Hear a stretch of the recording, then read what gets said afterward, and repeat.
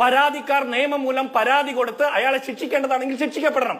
അതിനപ്പുറത്ത് ഊഹാഭോഗങ്ങളുടെ പുറത്ത് അയാളെ നിയമസഭയിൽ കേട്ടാതിരിക്കണം എന്നൊക്കെ വെല്ലുവിളിക്കുന്നവർ അവനവന്റെ പരിശുദ്ധി കൂടി ചിന്തിക്കേണ്ടതാണ്. പിന്നെ പൊളിറ്റിക്കൽ കറക്റ്റ്നെസിന്റെ ക്ലാസ് കോൺഗ്രസിനെ പഠിപ്പിക്കാൻ CPM-ന്റെ പ്രതിനിധിയോ CPM-ഓ LDF-ഓ ആയിട്ടില്ല എന്നുകൂടി പറയുന്നു. ഈ നിയമസഭാ സമ്മേളനത്തിൽ ഏറ്റവും ചൂടേറിയ ചർച്ച നടക്കാൻ പോകുന്നത് കേരളത്തിലെ ലോക്കപ്പ് മർദ്ദനങ്ങളുടെ പുറത്തു വന്നിരിക്കുന്ന ദൃശ്യങ്ങളും വെളിവാക്കപ്പെട്ടിട്ടുള്ള കുറെ പരാതികളുമാണ്. പരാതിക്കാരുണ്ട്, ദൃശ്യങ്ങളുണ്ട്, നമ്മളുടെ മുമ്പിൽ കാര്യങ്ങളൊക്കെ വെളിവാക്കപ്പെട്ടതാണ്.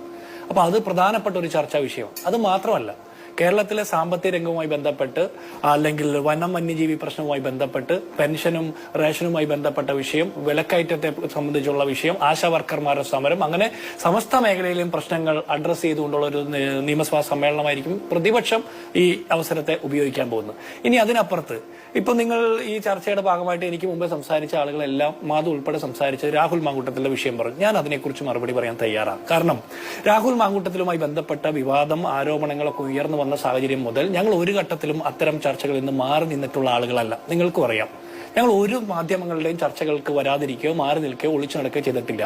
പ്രതിപക്ഷ നേതാവ് അടക്കം കൃത്യമായിട്ട് അക്കാര്യത്തിൽ പാർട്ടിയുടെയും പ്രതിപക്ഷത്തിന്റെയും നിലപാട് കൃത്യമായിട്ട് പറഞ്ഞിട്ടുമുണ്ട്.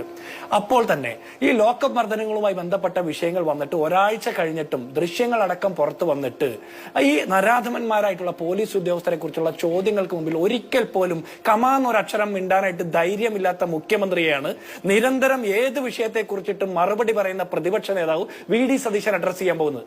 ആരാ ഡിഫൻസിൽ പോകുന്നതെന്ന് നിയമസഭാ സമ്മേളനം നടക്കട്ടെ. ഇനി അതിനപ്പുറത്ത് രാഹുൽ മാങ്കൂട്ടത്തിലിനെ വരാൻ അർഹതയില്ല എന്ന് LDF പറയുമ്പോൾ വരാനുള്ള അർഹത തീരുമാനിക്കുന്നത് മുകേഷും അതുപോലെയുള്ള ആളുകളാണോ? അല്ലെങ്കിൽ മുഖ്യമന്ത്രിയുടെ പൊളിറ്റിക്കൽ സെക്രട്ടറി ആയിട്ടുള്ള P ശശിയാണോ രാഹുൽ മാങ്കൂട്ടത്തിന്റെ അർഹത തീരുമാനിക്കുന്നത്? അപ്പൊ അർഹത തീരുമാനിക്കാനുള്ള യോഗ്യത അവർക്കുണ്ടോ എന്ന് എനിക്കറിയില്ല. പക്ഷേ അതിനപ്പുറത്ത് കേരളത്തിലെ പൊതുസമൂഹം ഈ ചർച്ച ചെയ്യുന്നുണ്ട്.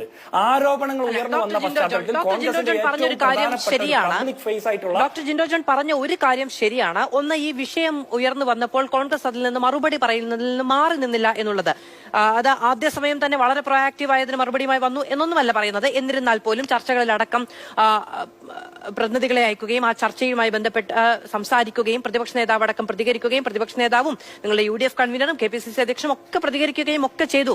ഇത് നോക്കൂ, കോൺഗ്രസ് സമയാസമയം വന്ന് പ്രതികരിച്ചാൽ പരിഹരിക്കപ്പെടുന്ന ഒരു വിഷയമല്ല അത് ജനങ്ങളുടെ പ്രാതിനിധ്യം നിയമപ്രകാരം ഏറ്റെടുത്ത ഒരാൾക്കെതിരെ ഉന്നയിക്കപ്പെട്ട ഗൗരവതരമായ ആരോപണങ്ങളും അതുമായി ബന്ധപ്പെട്ട കേസുകളടക്കവും അതുമായി ബന്ധപ്പെട്ട പുറത്തു വന്ന വിവിധങ്ങളായ കാര്യങ്ങൾ, അത് ജേക്ക് നേരത്തെ പറഞ്ഞ പോലെ നമുക്ക് അതിലേക്ക് ചർച്ച പോകേണ്ടതില്ല. എന്നിരുന്നാൽ പോലും അതിലൊരു ഗൗരവതരമായ പ്രശ്നമുണ്ട്, അതിൽ ഭീഷണിയുണ്ട്, അതിൽ ജനങ്ങളുടെ പ്രാതിനിധ്യം ദുരുപയോഗം ചെയ്തോ എന്ന ചോദ്യം